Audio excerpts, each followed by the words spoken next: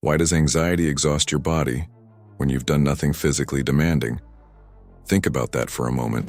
You can spend an entire day sitting at your desk, never lifting anything heavy, never running, never fighting, never leaving the house. And by the end of the day, you feel as though you've climbed a mountain. Your shoulders ache, your jaw feels tight, your stomach is unsettled, your chest feels heavy, your breathing has changed. You lie down to sleep, yet your body refuses to believe the day is over. How is that possible? How can a body become exhausted without ever truly being in danger? The answer reveals something extraordinary about the human brain. Your body does not respond to reality. It responds to what your brain believes reality is. Read that again. Your body does not respond to reality. It responds to what your brain believes reality is. That's why anxiety feels so confusing, because people around you look at your life and say, everything seems fine. And maybe, from the outside, it is. But your nervous system isn't listening to the outside world. It's listening to the signals coming from your brain. And if your brain keeps whispering something isn't safe and your body has only one job, prepare for danger, even if that danger exists nowhere except inside your own imagination. That's why anxiety isn't just in your head. If it stayed there, your heart wouldn't race, your muscles wouldn't tighten, your stomach wouldn't twist, your sleep wouldn't disappear. Your body believes every emergency message your brain sends. It has no choice. And perhaps that's where the real problem begins, because your body has no way of asking a simple question. Is this danger real? It doesn't investigate. It doesn't compare evidence. It doesn't stop to say, perhaps we're overreacting. That's your job. The body's job is survival. Imagine hearing a smoke alarm in the middle of the night. You don't stay in bed analyzing whether the fire is real. Your heart races, your muscles tense, your breathing changes. Your body prepares to survive first and asks questions later. Now imagine something even more unsettling. The smoke alarm keeps ringing, but there's never any fire. Day after day, week after week, month after month. Eventually, the alarm itself becomes exhausting. That's what chronic anxiety feels like. Not because your body is weak, because your nervous system was never designed to stay on alert all day. It was designed to protect you, for moments, not for months. This is why people with anxiety often wake up tired, even after sleeping 8 hours. Their body wasn't resting, it was standing guard. While they slept, their nervous system never truly believed the danger had passed. Think about how remarkable that is. You can be lying safely in your own bed, wrapped in a blanket, inside a locked house, with people you love sleeping in the next room, and your body can still behave, as though you're running from something. Not because your body is broken, because it's obeying the messages it's receiving. And the body is incredibly loyal. It doesn't decide whether the message is true. It only decides how quickly it needs to respond. That's why anxiety is so physically draining. It's like revving a car engine to its maximum, while the car never leaves the garage. The engine doesn't care that you're standing still, it's still burning fuel, hour after hour, day after day, until eventually, you begin wondering why you feel exhausted, when it seems like you haven't done anything at all. Here's something most people never realize. Your body keeps a score of every alarm your mind refuses to turn off. Think about the last month, not the last panic attack, the last month. How many times did your shoulders tense without you noticing?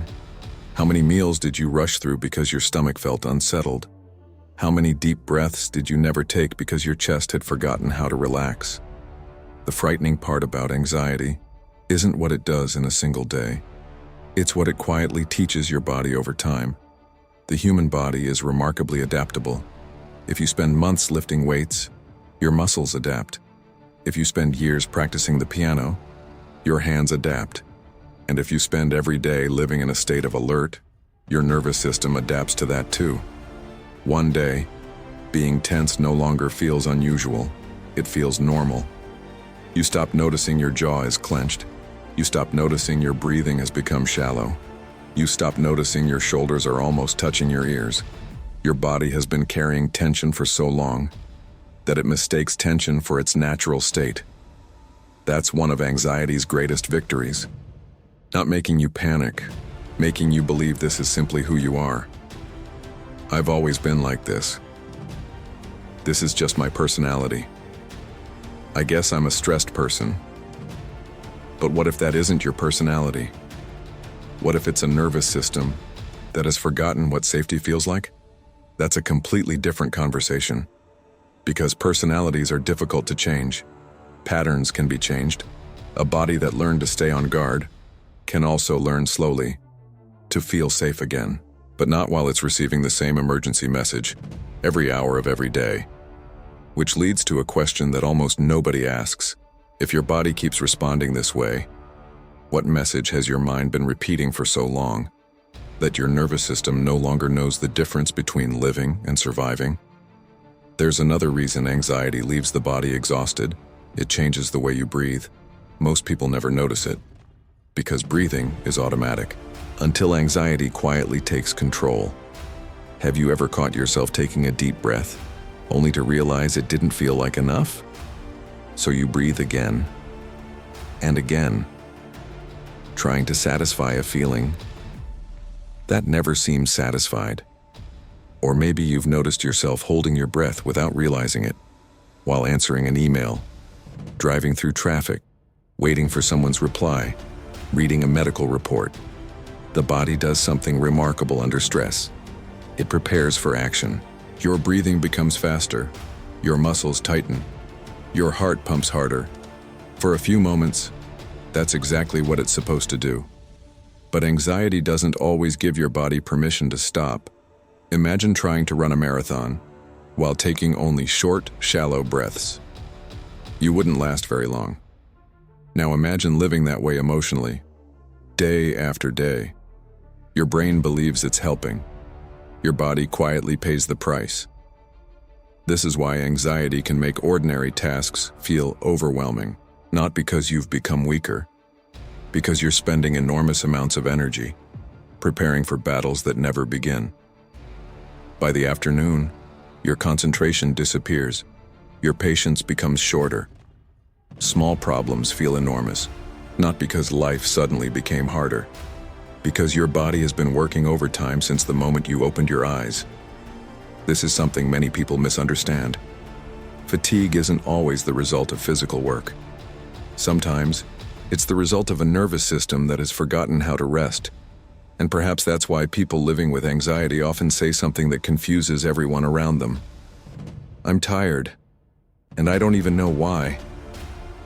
Maybe now, you do. There's one symptom of anxiety that almost everyone recognizes, but very few people understand.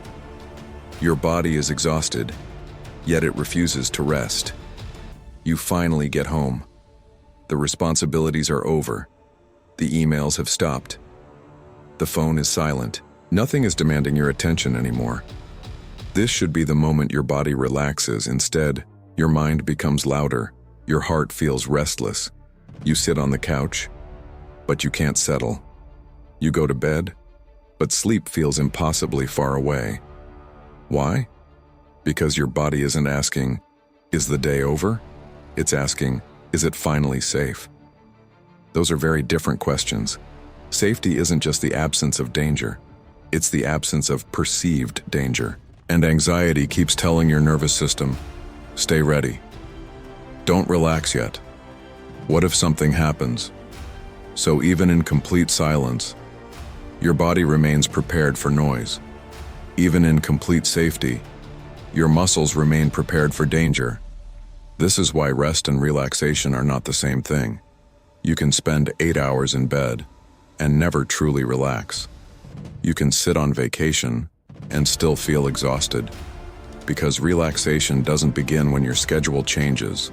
It begins when your nervous system finally believes the emergency is over. Perhaps that's why so many people say, I don't know how to relax anymore. They're not describing a personality trait. They're describing a body that has forgotten the feeling of safety. And that realization changes everything. Because if anxiety taught your body to stay on guard, then healing isn't about becoming a different person.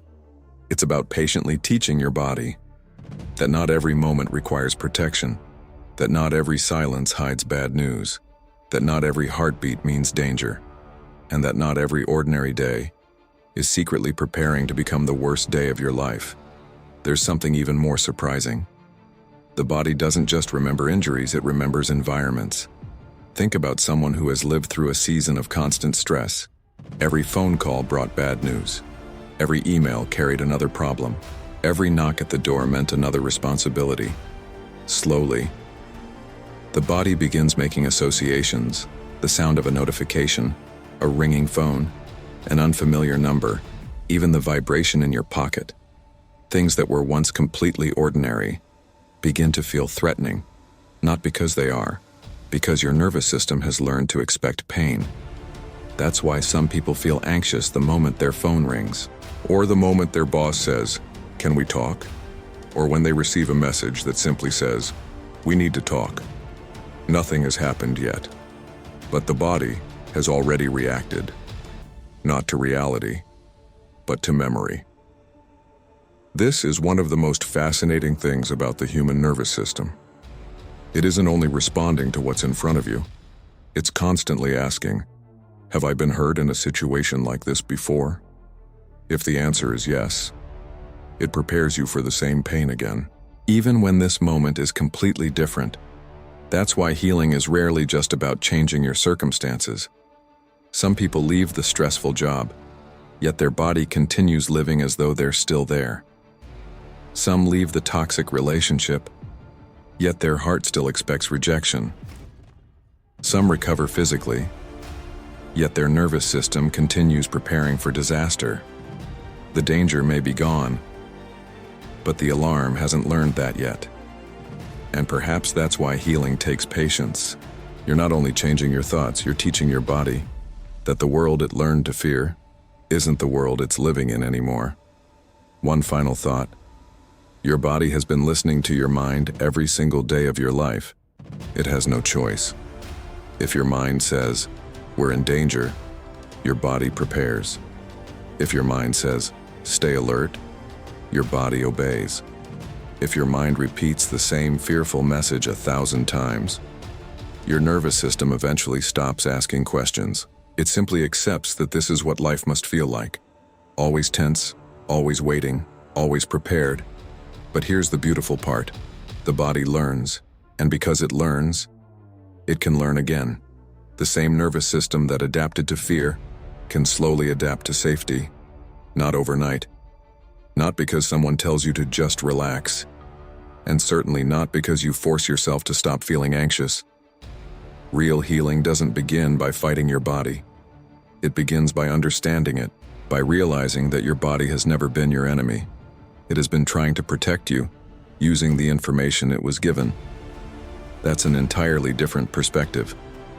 Instead of asking, "Why is my body doing this to me?" Perhaps a better question is, "What has my body been trying to protect me from all this time?" Sometimes, that single question changes everything. Because compassion calms the nervous system in ways frustration never can. Your body isn't asking for punishment. It's asking for reassurance. It's asking to discover, again, what safety feels like. If today's conversation helped you understand your body in a way you never had before, subscribe to Made for More. Every week we explore psychology, wisdom, faith, and the hidden truths of human nature, not with quick fixes, but with conversations that help you understand yourself more deeply. If you believe someone you love is silently carrying this burden, share this video with them. It may help them realize that they're not broken. Their body has simply been trying to protect them. Until next time, be patient with your mind, be kind to your body, and never forget. Healing begins the moment understanding replaces fear.